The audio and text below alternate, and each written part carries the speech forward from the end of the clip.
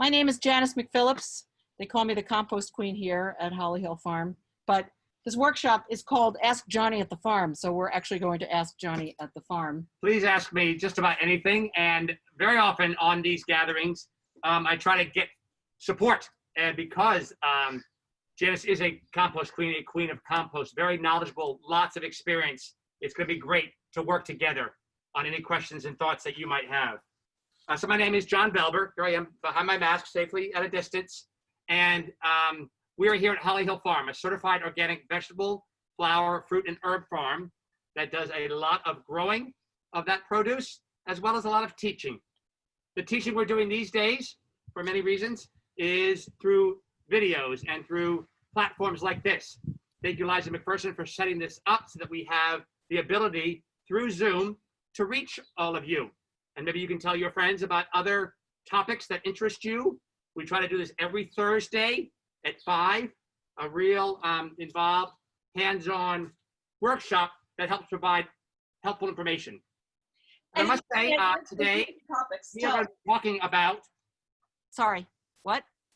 Oh, no, I apologize not to interrupt. I was just going to say that if you have feedback about future ideas, please let us know at the end. We would love to hear your responses about what you have on your mind. Sorry, continue. Yeah, no, thank you very much, Liza. Very good point. There is a feedback survey, and we love ideas and love to help us guide the new directions we're going to as we are trying to provide what's happening here on the farm as available to you. But I wanted to say today, during the course of our compost workshop today, we'll be talking about what to add to our piles. We'll be talking about white cardboard and brown cardboard. We'll be talking about black gold. We'll be talking about the need for these compost piles to breathe and to have air. Those are phrases and topics which are very prevalent in our world today. So I just want to give acknowledgement that as I speak about a living, working compost pile, there are many people here involved and thinking about lives of our neighbors and our communities. So we are aware and cognizant of that, and wanted to go forth and talk about compost, but our hearts and minds are also off the farm and aware of what's happening these days in our world. We're going to get started with our compost by way of Janice's information that is going to sort of give a nice blueprint as to what we can add, the importance of it, who's involved in the making of compost. Then we'll get to making and turning some compost, seeing how it heats up, seeing what the actual ingredients are as we hand hold them or stir them and mix them. Then look at some finished compost, talk about how it helps grow food for us, and have a chance for some Q and some A. Right. Glad you're here. Okay. So this is meant to be a hands-on, our hands, your eyes, workshop, but we're going to start out with a short PowerPoint. So bear with me. This is an information-rich topic, and I just felt it was best to do that. So I am going to share my screen with you, and let's see if this will work. Okay, good. Great. Okay, so here we are. This flight is headed towards backyard composting. If that's not what you were intending, you can get off the plane now. Okay, so I'm assuming that most of you are gardeners and that you are trying to grow food. So obviously we as an organic farm are definitely trying to grow food, and compost obviously plays a very important role in this because adding compost to the soil helps us in this mission to grow food for currently 7 billion of us and soon to be 9, wow, some people say. So this is a very quick overview of what, Carol, are you having trouble? Can you see the slides? I know you can't talk, but I'm getting. If anyone's having difficulty, don't forget, I'm here in the chat the whole time to be your concierge tech assistance. Okay. Anyway, this is a very quick soil horizon diagram about what a plant that's living in soil looks like. And that top brown layer there of soil, obviously the top layer, we here in New England are fighting against something that happened about 10 to 12,000 years ago, which is that the glaciers eroded and took our top layer of soil and washed it away as the glaciers retreated. So we are at a huge disadvantage here.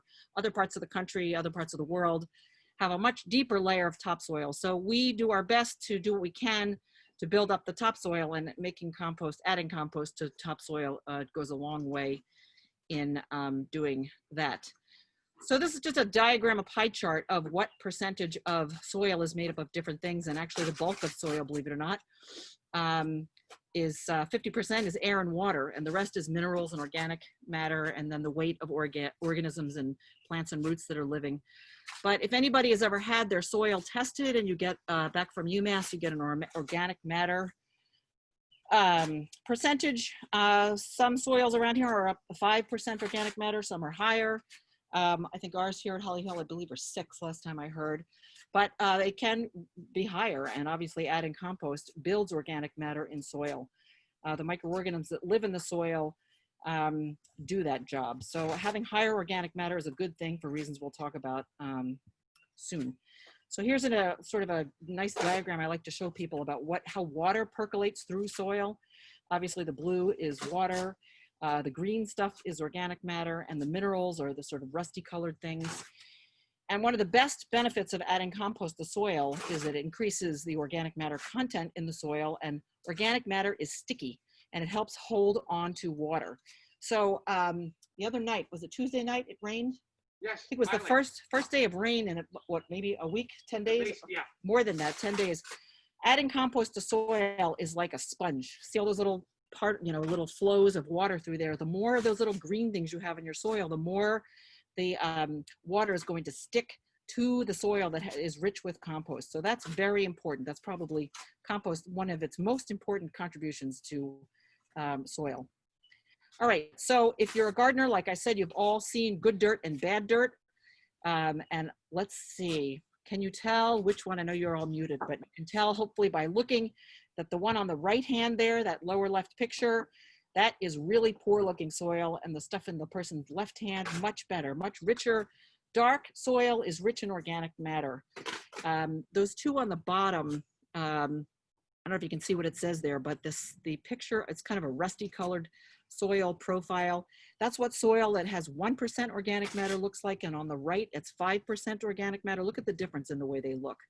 So obviously that soil sample on the right is going to be much more likely to grow plants and hold on to water than the soil sample on the left. And the picture on the top right, I'm not sure how well that comes through there, but that's what soil that's low in organic matter looks like after a rainstorm. And you can sort of see that there's these little rivulets where the water has run off. And unfortunately, what will happen in that case is it'll take a lot of the nutrients with it. So that is not good. So anyway, let's see. All right, so for any of you wordsmiths out there, I always like to point out to people that compost is both a noun and a verb. Johnny likes that. So the compost is actually a noun, and the process of making compost, you might say, if after you're done with an apple, I'm going to compost this. So little factoid there. All right, so let's run through this really quickly. 12 reasons why you should make and use compost. Well, you can read as well as I can, but our plan, actually, if you'd like these slides, when we're done, we can send this PDF out to you if you'd like to savor this and read it daily, which is my hope. But important thing to point out is that compost is basically a recycling process. You recycle your paper, your glass, your plastic, etc. Compost is just a way of recycling living plants in nature and using those nutrients again. Depending on where you live, I know someone I was speaking to before we officially started said they live in Cohasset, Scituate, and I'm not sure what other towns around here are pay-as-you-throw towns. So you pay by the bag for your trash.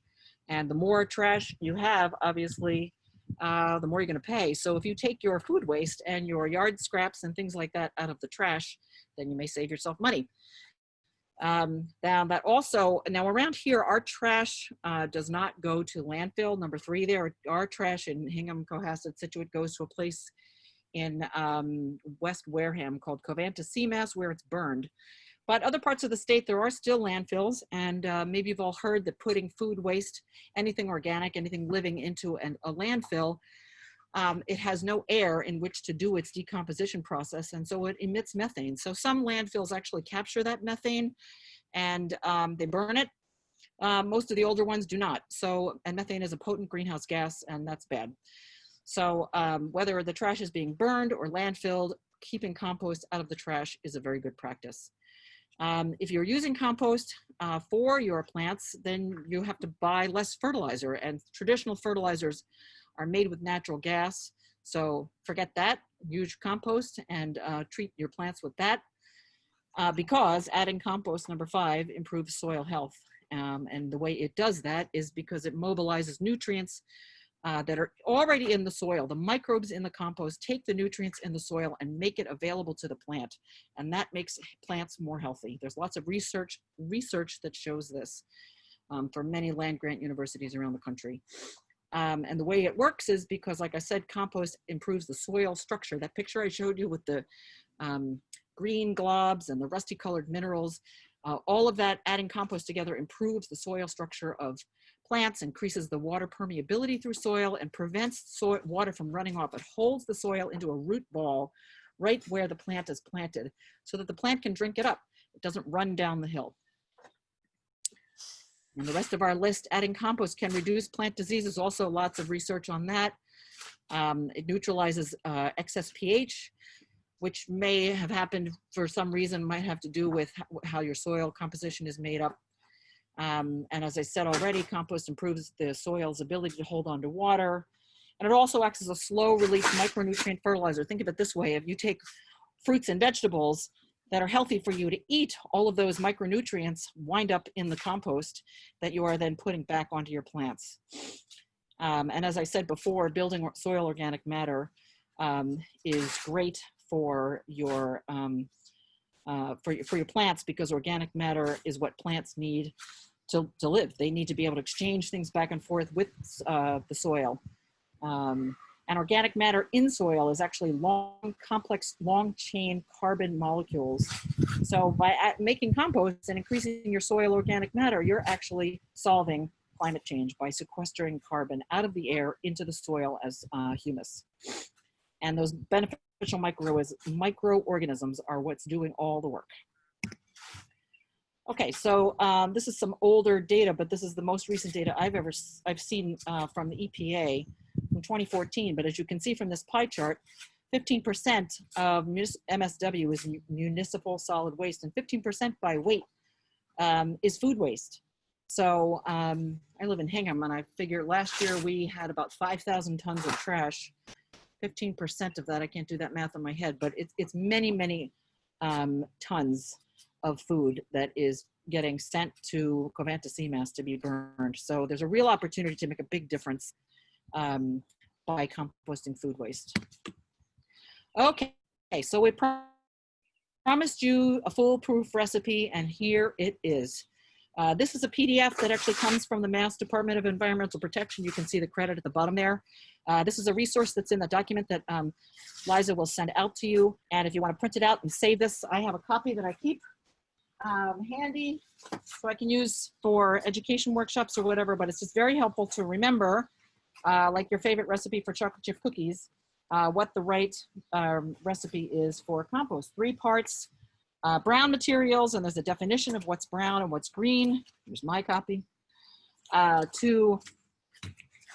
part green material, and there's a definition of what's green on there. Add some water because you don't want it to be too dry. That soil microbes, the way I explain that to people is what you want to do is every so often when you're building a compost pile, take a shovel full of finished compost or just soil from your yard. They say that in every teaspoon of soil, there are 6 billion bacteria. So those microbes are around, and all you have to do is take a shovel full and put it into your compost pile every so often as you're building it, and it will inoculate your pile from the top all the way down to the bottom. Stir it, aerate it, wait a little time, and boom, you have compost, finished compost. There's a little bit more about what's a brown and what's a green. Don't be confused by coffee. Coffee grounds are brown in color, but the green has to do with the nitrogen content. So things that are green include, someone asked about chicken manure. Chicken manure would be considered a green. Seaweed, plentiful and free off the beach, is considered a green. Grass clippings, I wouldn't recommend putting them into your compost pile if you've treated your grass with some chemicals, because if you're planning on using this for food crops, you don't necessarily want those chemicals in your compost. Leaves, sawdust, shredded up newspapers, paper towels, those are all examples of browns. Okay, so as I said, you want to layer this. If you were starting from scratch, I think, was it Melissa? Someone asked a question about, yeah, Melissa asked a question about how to solve a problem of a compost pile that had a little too much green. I've seen this happen at schools. We do a lot of school compost education, and I've seen it happen, excuse me, where there's just too much fruit and vegetables from lunch and not enough green stuff, and these piles get very slimy and wet. They're very likely to attract rodents. It's just a huge problem. And really the only answer is to take the whole pile apart and sort of remake it. So if it's in a bin, you're gonna have to empty out the bin and little by little kind of fork it over. Johnny's gonna demonstrate this. Fork it back in and then add layers of dry, carbon-rich brown material. So that means newspaper, leaves if you have any left over from last fall. I always advocate for people who are doing this, you know, save a leaf pile in the fall because you're gonna need it all summer long, if you can. You know, if you have to put it in bags or under a tarp or just protect it somewhere in your yard because you're gonna want that. And if you don't have leaves, you can take a newspaper. If you get a Boston Globe, a New York Times, they're both printed with soy-based ink. It's not a problem to take the paper and kind of shred it like this, just rip it into 1-inch slices. You don't need to shred it. If you don't have a shredder, that's not a problem. You can just rip it by hand into 1-inch pieces and then put it into the compost. And like I said before, add a shovelful of soil every 8 to 10 inches to add microbes, and water, water, water. And the reason for water is because you are creating an ecosystem of microorganisms that are living in this compost pile. Microorganisms and macroorganisms. People always say they see worms in compost. Well, the worms are cute. They get a lot of the credit. The kids love them, but they're not really doing the work. It's really the microorganisms that are doing the work. And one surefire way to kill a compost pile is to let it dry out. And so that's why you need to keep it wet. They say what you should do is believe it or not, stick your hand in there and sort of squeeze it. It should feel like a wrung out sponge. If it's drier than that, it's too dry. If it's wetter than that, you need more dry brown ingredients. Okay. All right, this is the list of do not. If any of you have compost pickup services, there are a number in this area. Bootstrap Compost, City Compost, there's a couple other companies. Most likely they do not accept, they do accept meat and dairy and bones and pizza crust and things like that. But if you're making compost in your backyard, you do not want any of those things. That is a surefire way to attract rodents. So if you're making compost in your backyard, no dairy, no animal or cat manure, no bones, no fish, nothing like that. Also, if you have weeds in your yard that have gone to seed, unless you have a very carefully made big compost pile, it will not heat up and it will not kill those weed seeds. So I would recommend to stay away from plants that have gone to seed, and same things with disease plants, stay away from that. And then there are certain plants that spread with runners. And if you have any of those that you're pulling out of your yard, don't put those in compost either. Okay, so where to put it? So obviously it should be ideally in a place that's flat, near where you're going to use it. If you have a garden, it should be, you know, ideally close to the garden.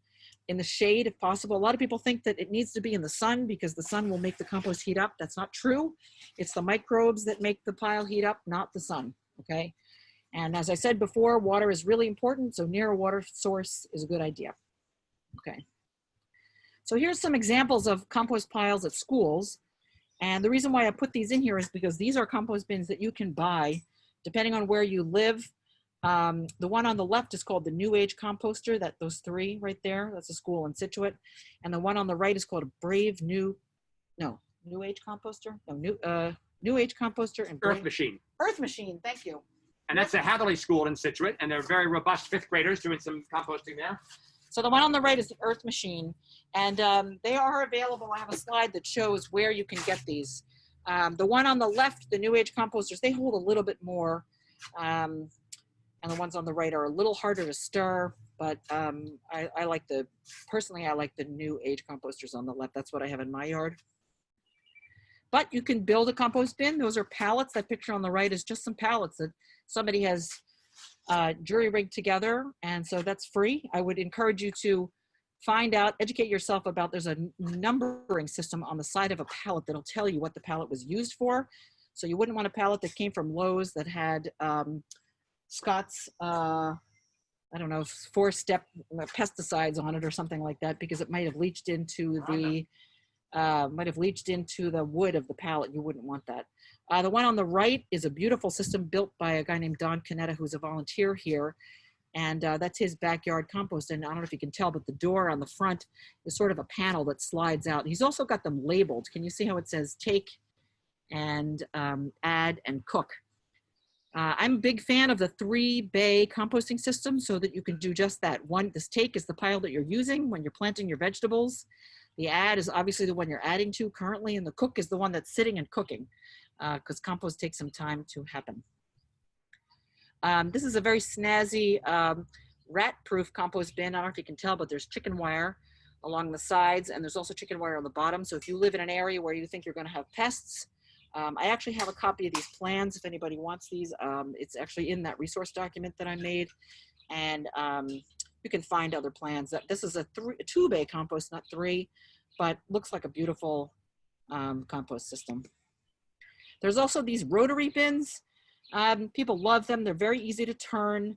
The only problem that I think about these is that at some point it's going to fill up and the stuff needs to decompose. So you're going to need a second place to put your compost while the stuff in here is decomposing. So you either need more than one bin, or another strategy, sometimes they come where they're like 2 halves of one bin. So you add to the left side, and then when that gets full, you add to the right side and you spin it around. I think when food waste is in a compost bin like this, a rotary bin, you have to remember to add a shovelful of soil every once in a while, because you need to inoculate the pile, just like I was talking about before. Because otherwise, these bins are not in contact with the ground. You need to make sure that there are microbes and worms and things like that that can come into this, and the only way they're going to get there is if you add them. So that's a rotary bin. And one year I made something like this. For myself, I just bought a cheap trash can at Lowe's with a locking lid and drilled a bunch of holes in the side and the top and put the stuff in, and used that as a rotary bin. It's a lot less expensive. Those other rotary bins can be $100 or more. And I wanted to see if I could do a DIY for cheaper. All right, so depending on where you live, you may be able to get a compost bin from your town's DPW. Cohasset sells earth machines. At the bottom there is the link to the Mass DEP website that tells you where you can get a low-cost compost bin. These are subsidized by a state grant. So Cohasset sells them to town residents only. Braintree sells both of those types I showed pictures of, the earth machine and the new age compost bin, and you do not have to be a resident. Marshfield and Quincy sell the earth machine, and you don't have to be a resident. And unfortunately, Hull, Hingham, Situate, Weymouth, Norwell, none of those towns sell them. So I think I said this already, but what is really going on in a compost pile is that microorganisms are doing the work of decomposing, and as part of that process they give off heat. So we have when Johnny and I go over to the compost bin, we will show you what that looks like, because our compost bins are nice and hot. So there are microorganisms that you can't see with your naked eye. There are things that you can see with your eyes: ants, spiders, millipedes, centipedes, all kinds of things like that. And then of course earthworms. And air and water obviously are so important to keep the critters that are living in the compost pile alive. And here's a great picture of what the food web of the compost pile looks like. This group at the top are the things you can see: the beetles, millipedes, centipedes, things like that, ants, things with little chopping mouth parts. And then there's microorganisms at the bottom left here: molds and fungi and actinomycetes and bacteria, and then the bigger things like worms and pill bugs and things like that. So a lot going on in a compost pile. So everybody always wants to know this: when am I going to get finished compost? Well, it depends on a bunch of factors. If you really stir a compost pile a lot under optimum conditions, you might have finished compost in as short as 8 weeks. More likely, I would say 3 months, not 2.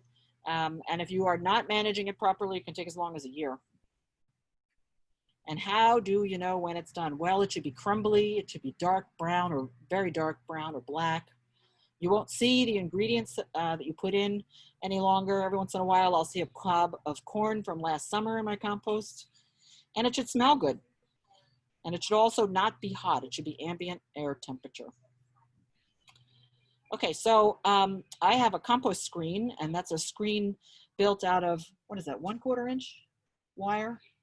Yes, 1/4 inch gauge. So Gauge that's wire. called Hard cloth. galvanized, what's it Hard called? cloth. Hard cloth.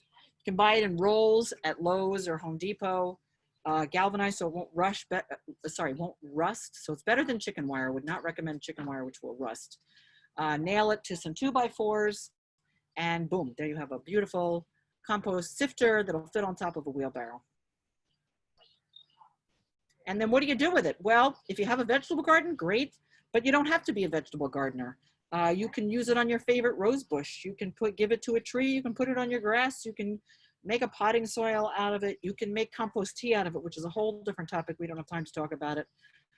Or you can give it away. Does it serve as a mulch? There was a question, the difference between mulch and compost? Absolutely. So yes, let's talk about that briefly. So mulch is typically made out of tree bark, okay? And the reason why compost can be a mulch. Mulch is a general category of something to cover planted material with. But you can mulch with salt marsh hay, you can mulch with seaweed, you can mulch, some people mulch with pebbles. Leaves. You can mulch with leaves. So compost is a type of mulch, but the kind of mulch that most of us might buy for a perennial garden or something is typically made out of shredded bark, which is not as nutritious as food waste. So the compost that you would make or purchase, if you're not going to make it, but I hope you will make it, is much more loaded with micronutrients that your plants need and love. All right, so I've made every one of these mistakes, and I had rats one time infesting my compost pile. I have had smell. I've had too slimy from too much grass clippings. I've had puddles of stinky leachate. I've had fruit flies, and I have had snow. And so what do you do? Actually, I started making vermicompost in my garage because I had too much snow. My compost piles were on the other side of a huge pile, so I started making compost. We will do another workshop on vermicompost sometime. But what does everyone know what vermicomposting is? I know that that's kind of an unfamiliar term for a lot of people, so I don't know if Janice, you want to give it a quick. So verma, like vermicelli. Sorry, this might, if anyone was planning on having vermicelli for dinner, this might ruin it for you. But verma is the Latin word for worm.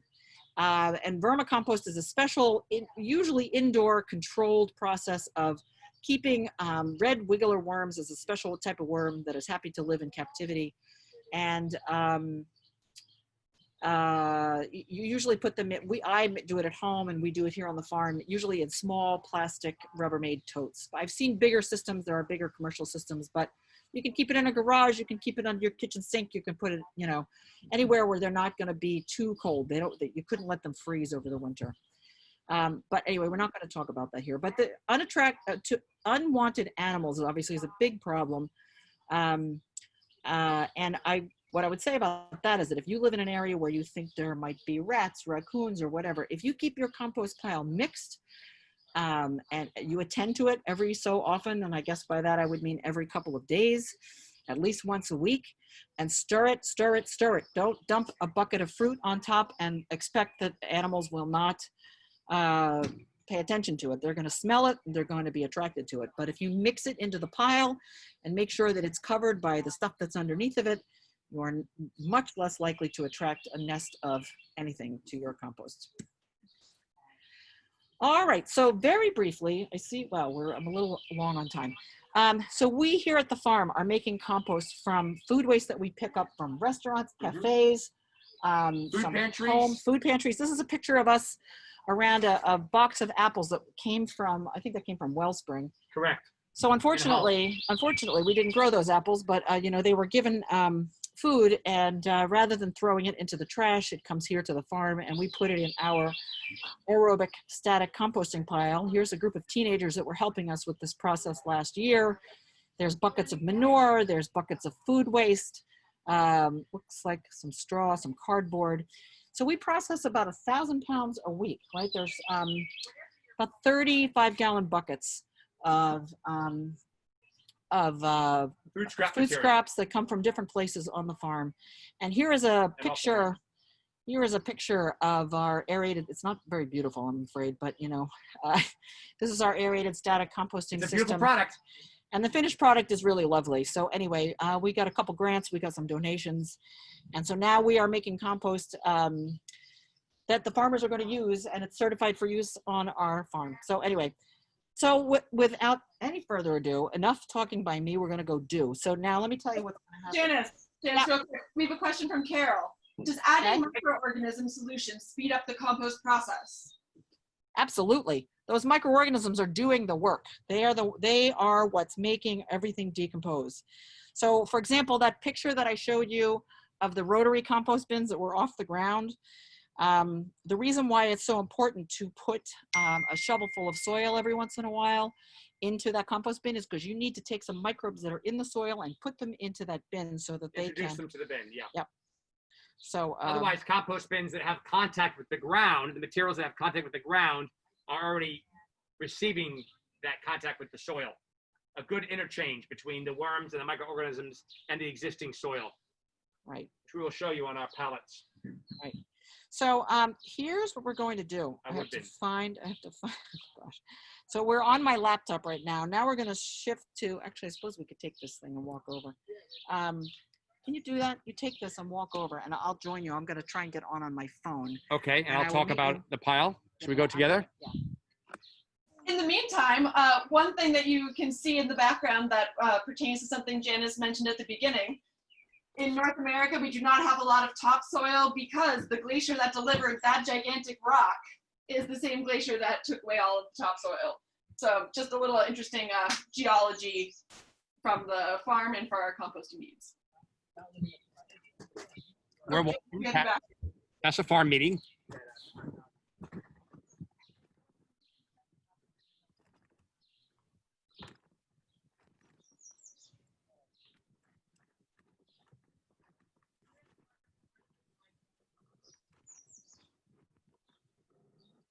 Does anyone else have any other questions or something they want to get off their chest in the meantime? Oh, no, never back. Hey, Liza, hi. Can you turn off Janice's mute and I'll close this, Janice? Janice did unmute herself. Okay, technology is working. Woo! Thank you. I'll take that away from here. Okay, go ahead. All righty. Here we are. Let's see if you might need this. Put this in. Down at the compost area. Right here, right here. Right here or left? It was left earlier. Right. And they're going to put, but I'm not going to tap it into my Janice, your video. ear. I know. I just started it. Okay. All righty. There we go. Is that working? Can you hear me? Hello? Liza? Oh, You're a little quiet. You're pretty far away. Oh no. Oh dear. I was hoping this would work. There we go. That's better. You want to hold the laptop, Janice, or put it on the edge here? Okay, so Just make like an old Thanks school for your patience. actor and project. okay, Project from the gym when I was trying out for musicals, even though I couldn't carry a tune. Here we are at the compost area, and we are going to talk about how to add materials to our compost bin. Levante Haber at Eagle Scout built these 3 bins, as Janice mentioned, a 3-bay system. Don Canetta helped us with an add, which happens to be in the middle right now, a cook, and a take. The add is where we add. Janice must have had a lot of omelets this morning. She has some eggs. She could crack them by hand and make it smaller and easier for those worms and the microorganisms in there. Or she has a wonderful 2-bucket system. I'll put it in the air and crush out the things in our life that we don't need. Crush the eggshells and thus make them smaller. Are you hearing me? Yes. Okay, thank you. I will continue. Crushed eggshells. That's one simple ingredient that happens in a household or a home where eggs are consumed. Frittata, omelet, Benedict, I'm not sure how. Therefore, we've got some food scraps there. I have some more food scraps to introduce. Ye old lemon that came from the restaurant or the place that was unable to use it. An old tomato that has rotten. I love tomatoes, but not rotten tomatoes. An old watermelon rind. The parts of the vegetables that I don't eat. These parts that have come from the environment and from a fruit of a vine are close to nature. they're going to go back into nature. If a thing is processed or has a lot more process to it, it's going to take a little bit longer to decompose. Janice mentioned meat and bones and other products that go in or do not go in. We try to avoid processed foods in here. Just this morning, I was working on a compost pile, sifting and mixing, and I pulled out one of Chrissy's dear little ice cream cups, known as ice cream, wonderful ice cream product unless you're dairy free. And this ice cream product held by a cup, and it's a paper cup, but it was processed. And even though it says to eat your dessert first, there's a plastic rim to it. That's not very friendly to a microorganism or a worm. So sometimes when you're adding things, you're adding lots of volume. If things were put in there that are a little bit further from nature, they're going to show up and remain thicker than an avocado thing where it was chill. Or if it was an orange from Florida, that little plastic sticker, those have a very hard time decomposing. So try to control your inputs, okay? If you're able to put in just the food scraps, then you're able to control exactly what it is that is going to turn and mix. So a whole bucket of food scraps right there. And while Janice was chatting, speaking of eggs, Oh, no. I took some of the egg cartons that Janice must have had her omelet party with, and I broke them apart. Brown paper cardboard, good brown cardboard, not bleached white. That will take a longer time because, like I mentioned, it's processed. White paper towels are bleached, brown paper towels are not. Donna, you got quiet all of a sudden, so we missed the last 30 seconds or so. Tap it. Tap it? Yeah. You took it. Try again.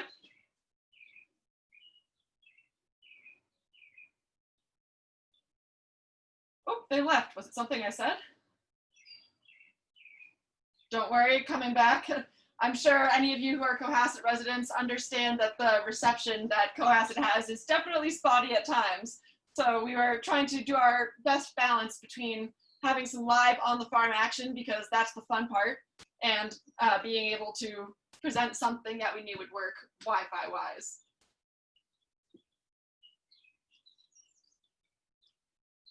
And it is very easy to build your own compost pile at home or your vermicompost pile, and they are complementary to each other. So why not try both? All right, sorry about that. Can you hear me? Yes. Thank you, Teacher Liza, for jumping in. I am not at all sure what happened there. I Sorry do not about want that. to put Liza into a compost box of just technology. Knowledge and experience. Thank you, Liza, for your pedagogy. Teamwork. While we deal with tech on our side. Back here at the compost pile, talking about how these brown egg cartons were ripped up while Janice was showing you the slides, making it smaller and more friendly for the worms and the organisms that are in the pile. Brown cardboard, not bleached. White cardboard is bleached. The brown will decompose faster than the white bleached cardboard or paper towels in that matter. So, add some food scraps. Here I got some torn up cardboard. I feel like I'm on a cooking show with Julia Child. Okay. Here is my bucket of food scraps. Ooh, slimy. Lots of yucky food scraps. I've got handles on my wheelbarrow. Right into the pile. This is my add pile, as you see. The add pile has been added to. If you come a little bit closer, watch your step, Jana, step lightly. We have a thermometer in here because we've been adding recently, so far, just the nitrogen-based food scraps. Those are some of the stickers I was talking about. Thank you, avocado growers of Mexico. But we don't need the stickers because they will not decompose. They're actually made out of a plastic. They stretch. Right. So sometimes, if we had another hour, I could pull every sticker off. Not today. Food scraps, temperature in there. We're going to reveal that temperature in one moment. To do the 1 part nitrogen that we just did, we need 3 parts carbon. So here is one example of our cardboard, a brown carbon material, right on top right there. We're not at 3 yet. I'm gonna grab some wood pine shavings. Jean pulled out the dahlias today for the planting of the dahlias. Here's some wood shavings, a great source of carbon right there. Thirdly, You wouldn't want to use anything from pressure treated wood. right, all natural pine shavings. And a handful of leaves. So right there, I sort of have my 3 parts carbon to 1 part nitrogen. I'm thinking about myself in a backyard compost pile that you might be making. I walk outside with my full bin. It's a little bit sticky, but I just made a great salad, or I just made a great vegetarian or vegan meal, and I've got those extra parts. They go right in. Somewhere nearby, I've got my source of carbon. Janice mentioned already a pile of leaves, a wood pine shavings, with a torn up newspaper. If you've read the news and you've digested and taken it all in. Now, another part of that is to stir and mix. So because this is an existing pile, I can stir and mix the existing ingredients with what I just added. That helps it break down faster. We need it to break down faster. We need not to have the buffet out here for the edibles, but to get the compost process started. So ideally, a little mixing every time you add. Let's take a look at that temperature gauge. You can buy one of these. This is a nice long thermometer. It was in there at 110 degrees. That is HOT. That's good. So I It's just want hot to to the say, touch. I want to say something about what you see here. I don't know if you can see close up, but can you see how there's like a whitish, now down a little bit, this whitish layer here? That's actually of a thing called actinomycetes or actinomycetes. Oh, nice Latin. Which is a bacteria and fungi sort of combination. And that's a good thing. That means It's that, good. Yep. Part of the process. Part of the And I process. feel down here, what you can almost feel through the screen, the heat. That is part of that 110 degrees. Hot to the touch. 110 degrees. It might have felt like it today as we are nearing summer, but that is hot. So think of it this way. If you have a hot tub, or if you've ever been in a hot tub, I think a hot temperature for a hot tub is about 104. Right? Hot tub, as Eddie Murphy used to say. Hot. That's So very hot. if this was your backyard, you wouldn't want to leave those exposed oranges or tomatoes or any of that. You would want to mix, and turn and cover. This act of mixing and turning, like I said, makes this area much less attractive to rats or They do roll away, but it also keeps me physically fit. I got to watch my balance. I don't want to hurt my back. So a little gentle work is going to be good exertion for me and good for the pile, as Janice said, to cover it up. The more you turn it, the faster it breaks down. I had a great thing happen in my yard not too long ago. My compost pile, kind of at the back edge of my property, and I saw these 2 raccoons walk through my yard, and I thought, oh no, they found my compost, and they walked right by it. They were And uninterested climbed because it's already over the decomposing. fence. They climbed over the fence, and they went into my neighbor's yard. So So even if I don't turn and mix it, it becomes a lazy person's pile. If you're layering, the lasagna method of just layering in those greens and those browns, that too will eventually decompose. The more you turn, the more you mix, the faster it will decompose. Over here, and the third pile, we don't have to walk too far, is our cook pile. Not quite ready yet for prime time, but there's good activity there. It's pretty close to prime time. ooh, that's good. Lots of red wiggler worms in here, coming in at the end, right? Working through that compost.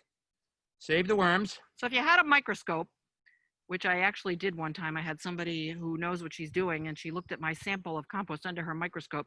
There would be billions and billions of microbes in every teaspoon of soil. And those are what's so beneficial to the soil. You add those to your soil, out in your garden, out on your grass, whatever, and they do the work of mobilizing all the nutrients that are in the soil and in the compost and making it available to the plant. And who is it? The worm towns of Charleston, Rhode Island? Worm ladies. Worm ladies, I beg your pardon. The worm ladies of Charleston, Rhode Island will sell you red wiggler worms. We've been known to sell some of our red wiggler worms. They will come to your pile, but that's part of a vermicompost lesson or a way to examine how to really excite and ignite your pile. So just because of the way we're going right to left and left to right, we're now over here at our finished pile. Take, Don wrote. We're going to take from here. This is a good finished pile. I know how long it's been here. I know it's ready to be sifted, as Janice talked about. It's ready to be used into the garden. Garden fork is a good tool to get the compost out. Better than Over a to shovel. our sifter. Yes. Better than a shovel, yes. Better than a shovel. Yeah. Get these eggs out of the way. It's a lot of work. It's a lot of work gathering the materials. A lot of work turning and mixing. But I tell you, the worms and the microorganisms do a lot of that work for you. So I believe this was meant to be sifted. Believe it's about ready. Are we still finding some things in old garlic that has not decomposed yet? That can go back into the add pile. Do we see an old seed pod? That's a hard shell, hard to crack. But what's going to fall through the sifter? What's going to come down to the buckets? A few worms? Sure. They don't mind the journey to the garden. They don't mind going into a farm row or a garden bed. What's left on top of the sifter? An old corn cob. Oh no. Some stickers. A few sticks. A rock. A living thing? Will that decompose? That's a good philosophical question. Maybe not in our lifetime, unless it's at water's edge with the waves lapping the shore over and over again. Here we are, back to our compost. What's falling through, as Janice showed you, is some good finished compost. So this again is that 1/4 inch, although this looks asymmetrical. This looks like 1/4 inch by Yeah, 1/2 but inch. you can tell it's not very wide to allow the big things to fall through. And it's not so thin that the good compost won't fall through. And let's see the finished product there. Oh, Definitely fab. fewer worms in here. We want this to feed the soil. We talk about the rich microbial life in the soil. That's so important, especially for an organic farmer and organic grower. When you make compost and put it in your garden, you are working on an organic level. It's fantastic. You're not relying on synthetic fertilizers or sprays to take care of your plants. You're feeding the soil. You are regenerating the soil, helping to regenerate and give good life to that soil so it can grow the tomatoes or the potatoes or the carrot seeds or the lettuce or the dahlias or the flowers that you want to grow. So making good compost goes a long way to helping your garden as well as the environment. And also, although you can do the very diligent and effort-filled work of turning it every day, we don't want this to be a stressful endeavor. So any compost pile is better than no compost pile. So don't think that just because you can't devote as much time and energy as Johnny and Janice have lovingly done here to yours, that does not mean your compost pile is unlovable. So better to have one that's slightly less finely sifted than to get discouraged early on. Very good point. Remember why you're doing this. Exactly, Liza. You're doing this because you're trying to help reduce the trash. Slash the Trash Tuesday can happen every day. You're doing this to help feed the worms and feed your garden with good, healthy soil component, which is compost. It happens also, if I may, quickly, in the woods every day without us doing a thing other than preserving the woods. When those leaves fall down to the ground, that creates a beautiful, rich humus. And you hear that word in there, human being. Nice, rich, organic material for the trees and the bushes and creating a wonderful woodlot. So compost is happening in the woods, in nature all the time. You can help make it happen purposely for your garden. All right, so let's unmute everybody. And now is your opportunity to ask us some questions. Or to chat in with a typed question as well, if you prefer. And we're available for follow-up. Janice has talked about setting up the PDF of her wonderful PowerPoint. I am jon@hollyhillfarm.org. If you want to ask a question or follow up, in case my words do not project through my mask. And it's jon@hollyhillfarm.org. Sorry, I have a question.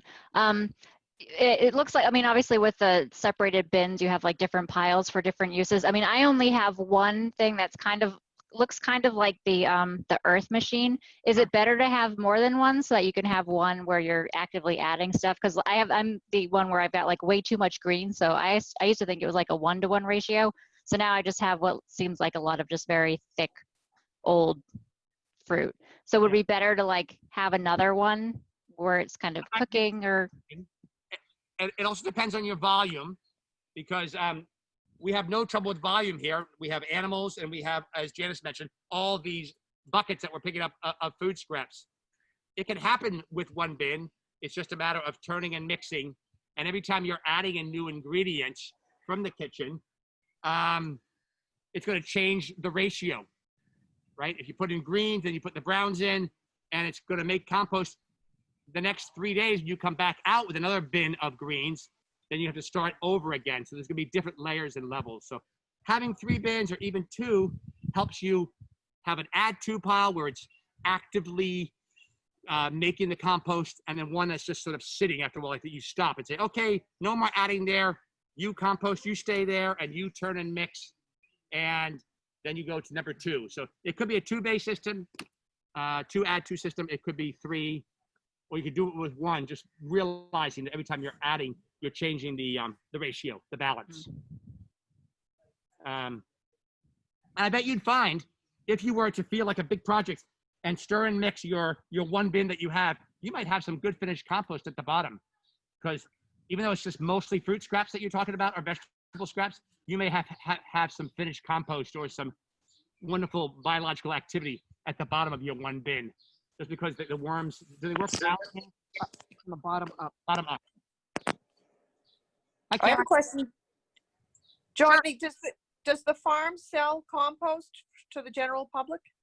Yes, with several asterisks. So we have piloted selling of some of our compost, and Janice talked about how we're so thrilled that in our aerated static pile, we've made some compost, and that is certified. That means Janice and Aaron, our farm compost turner, have taken the temperature and proven to the Bay State certifiers that we have made certified organic compost. Therefore, we can use it on the certified organic fields. We have made some compost in an effort to get to that point of certified compost. This is a long answer, Karen. We have some compost that's not certified, yet it's very good and we feel very good about it. It's just not certified, so we can't use it on our fields. The short answer to that is that the piles have to heat up to a certain temperature in order to comply with organic certification regulations, and a couple of our piles didn't get quite hot enough. But those piles that did not get hot enough, we have sold some, and I have used it on education gardens. So yes, we would sell some, and the asterisk is, or the warning is, there might be weed seeds in there because it didn't heat up enough, and those weed seeds could survive and become a weed problem in your garden. But we're feeling pretty good about it. How do I get some? Give a little parenthetical pause. So let me know if you want to buy some. How do I get some? You can email me, and we can talk about a very reasonable price and delivery, and how we can get it to you with the explanation. Outstanding. Thank you. Thank you, Karen. I have a question. So we're doing a vegetable garden for the first time from a area that was completely strewn with all kinds of weeds. So, I mean, we cleared it all out and rented a cultivator and bought some, what was that stuff? Some Coast of Maine lobster compost. That's great. So, but should I be, so I don't have a compost, you know, I'm just kind of thinking this might be something we want to do, but for now, should we be adding fertilizer at all to these vegetables? So I buy Espoma brand organic granular fertilizer. There's a couple different varieties. There's a 10-10-10, there's a 5-5, there's one that's for vegetables and flowers. They sell it at a number of garden centers around. The place in Cohasset, Village Greenery, sells it sometimes. Kennedy's will sell it. And what's it called? Can you repeat what it's called, Janice? Espoma, E-S-P-O-M-A. E-S-P-O-M-A. Granular fertilizer. It's a granular slow release fertilizer. I always put it on at the beginning of the season. But I'm going to repeat back what you said, Carol. You turned your soil, and you added a bag or 2 or 6 of 4 bags of rich organic material. And what's the approximate space? 5 by 5? No, it's big. It's like it's big. What is it, like 20 by 10 by 20? Okay, so that soil you had, and you turned it. You didn't disturb too much microbial life in there, but you made it ready and agreeable for plants. Then you added that rich lobster material that you added in the bags. You're well on your way to having an enriched soil. You know, sometimes when I order soil for a school garden, I'll order from J.F. Price in Weymouth, half loam, half compost, because that's what you're trying to recreate in the farm field or in your garden bed. So this Espoma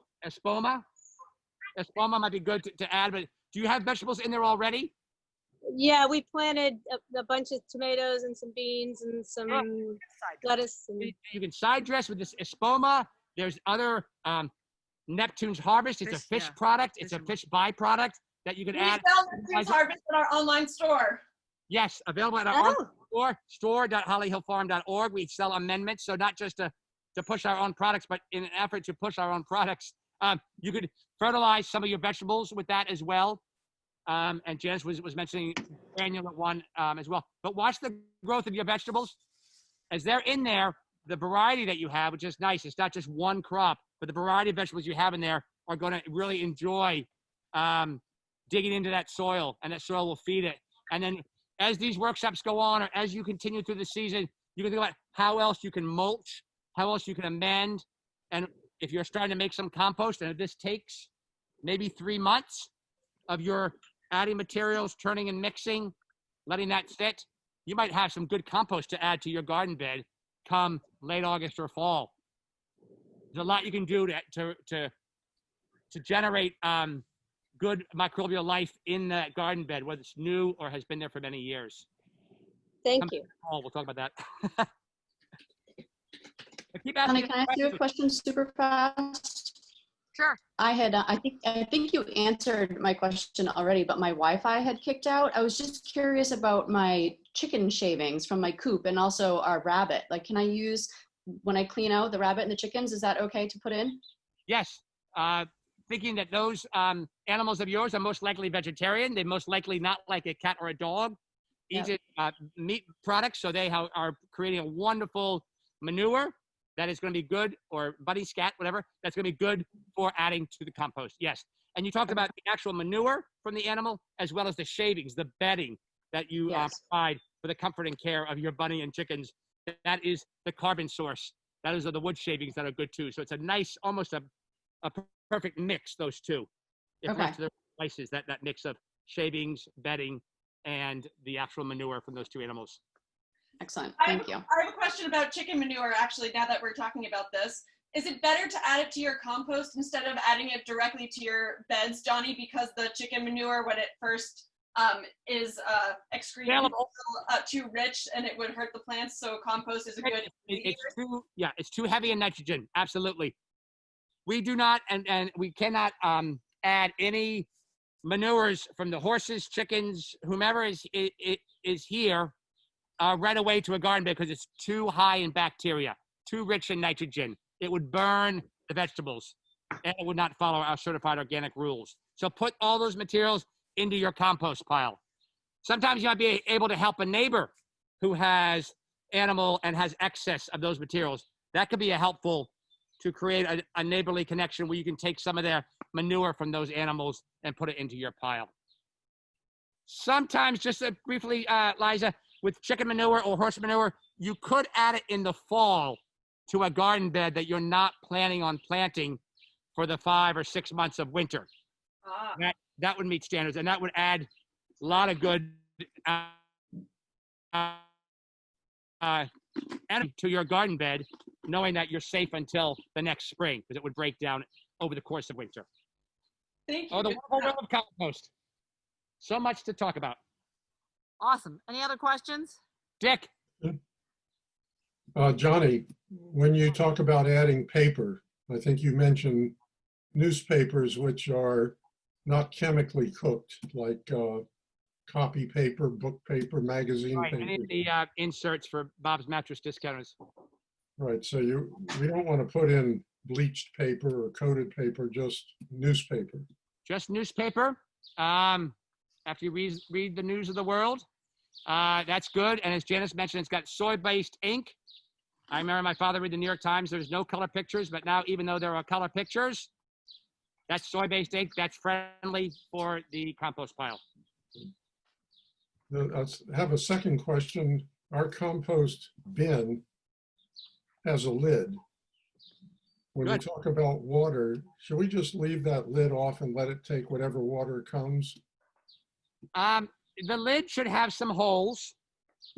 And when Janice mentioned water, because compost is a living thing, we're in a period right now, although it rained Tuesday, but it's very dry now. It looks dry for the next week or so. You can leave it off and add some water like you're watering your garden and then put the top back on. The top on is really meant for animal protection. Critters, yeah. And It should feel moist. You know, they say that it should feel like a wrung out sponge.